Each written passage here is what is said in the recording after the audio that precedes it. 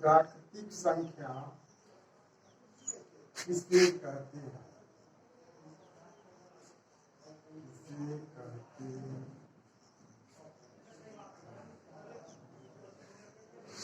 प्राकृतिक संख्या, प्राकृतिक संख्या एक संख्या एक से शुरू कर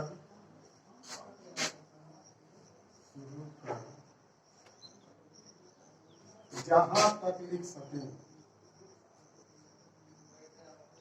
जहां तक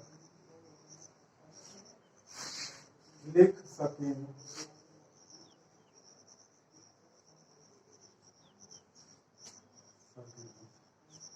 उसे प्राकृतिक संख्या कहते हैं। प्राकृतिक संख्या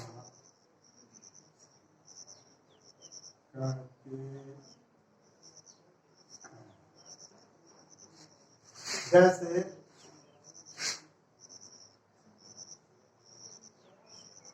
एक, दो, तीन, चार, पाँच, छः, सात, आठ, 9, 10, 11, 12, 10 जहां तक लिख सकते। अब देखना है कि 4 प्रश्न 4 और 8 का मौसम कितना होगा? कितना होगा? तो मौसा का मतलब वह संख्या जो 4 और 8 को पूर्णतया विभाजित कर दे उसे मौसा। बड़ी से बड़ी संख्या जो 4 और 8 को पूर्णतया विभाजित कर दे मौसा कहा जाता है। जैसे 4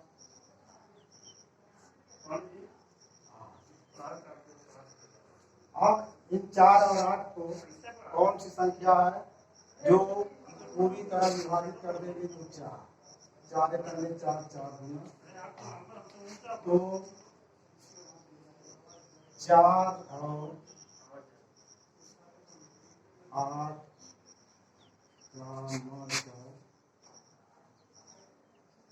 4 होगा।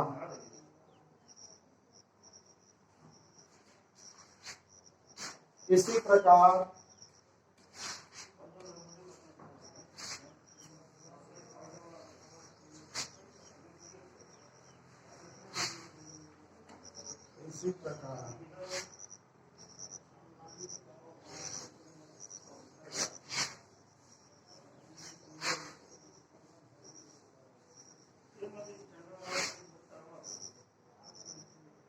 प्रकार 12 और 18 का मौसम कितना होगा? तो प्रश्न करना कि 12 और 18 का मौसम, तो इसको आप गुणनखंड जैसे पहले बताया गया 12, 18। अब कौन सी बड़ी से बड़ी संख्या है जो 12 और 18 दोनों को विभाजित कर सकती है? तो 6 गुना 12 6 3 18 8वां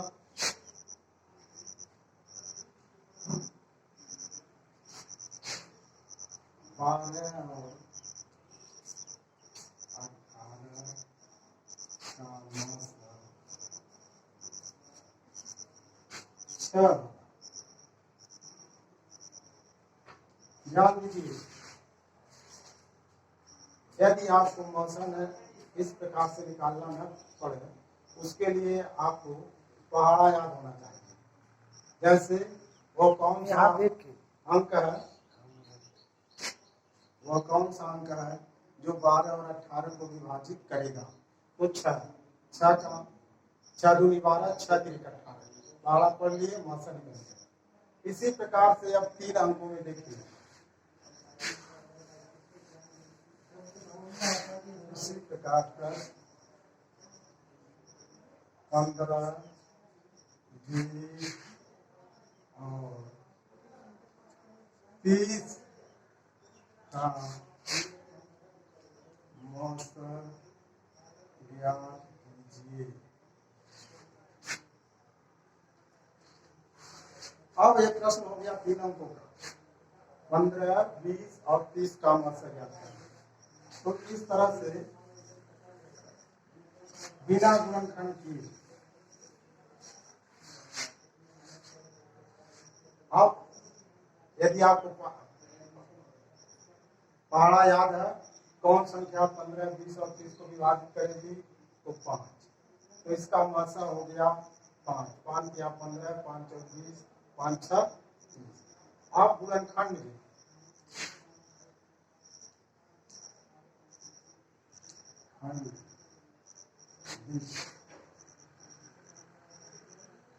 द्वारा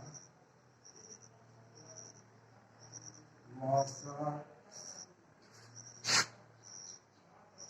ज्ञात करना। पहली संख्या 15, 15 के गुणनखंड कीजिए, इससे 3 गुणे 5। दूसरी संख्या 20, 20 के गुणनखंड कीजिए, 2 गुणे 2 गुणे 5। फिर तीसरी संख्या 30, 30 के गुणनखंड 2 गुणे 3 गुणे 5। अब इनके गुणनखंड को देखने से पता चलता है कि 5 ऐसी संख्या है जो तीनों में है। जब 5 तीनों में है तो 15, 20 और 30 का मौस 5 होगा। तो उत्तर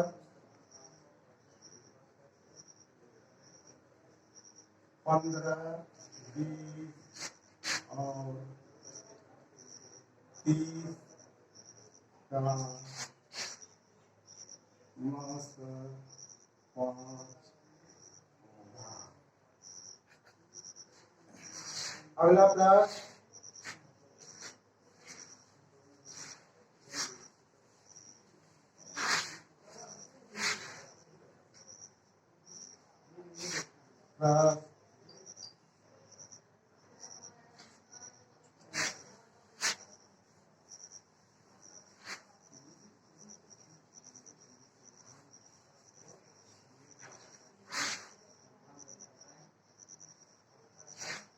इक्कीस, 28 और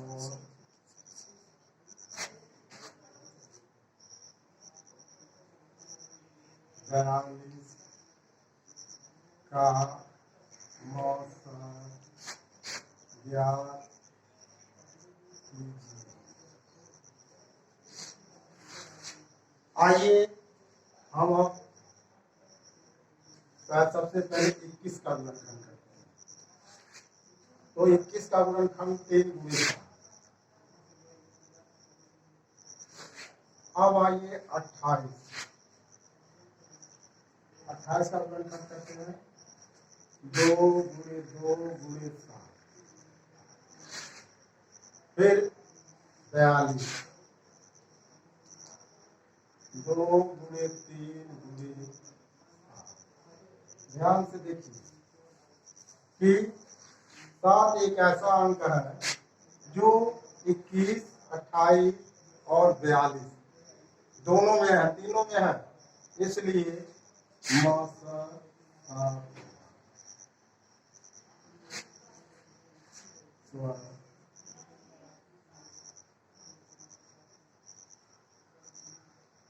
21, 28 और 42 का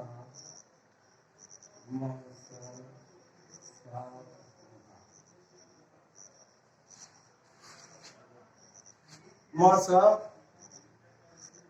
वह बड़ी से बड़ी संख्या जो किन्हीं संख्याओं को एक से अधिक संख्याओं को विभाजित कर देती है तो बड़ी से बड़ी संख्या मौसा कहलाती है। अब आइए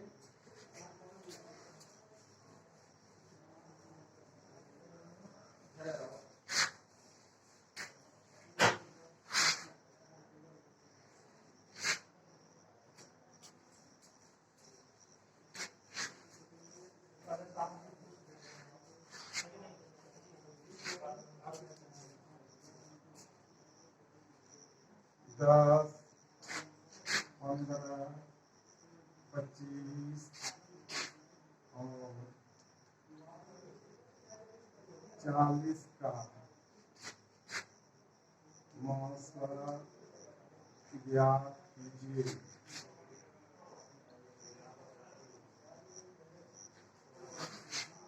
ध्यान से देखिए, संख्या हो गई 4। अब उसी तरह से देखने से आप बता सकते हैं कि 10 किससे विभाजित होगा? 5 से। 15 किससे विभाजित होगा? 5 से। 25 किससे विभाजित होगा? 5 से।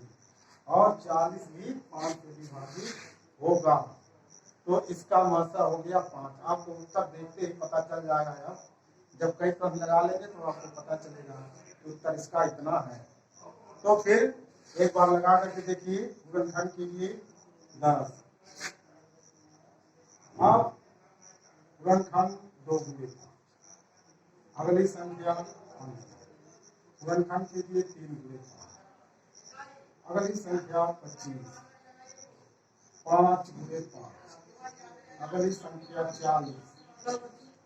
2 गुणे 2 गुणे 2 गुणे 5।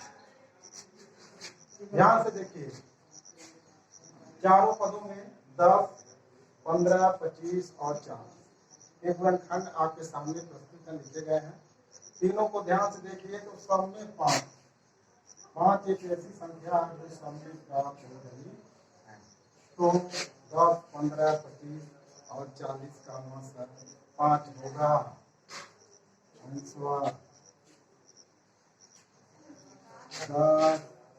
15, 25 और 40 का मौसा 5 होगा। इस प्रकार से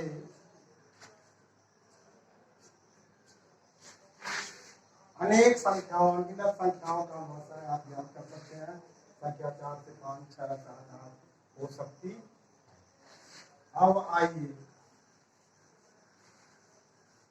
लघुत्तम समापन।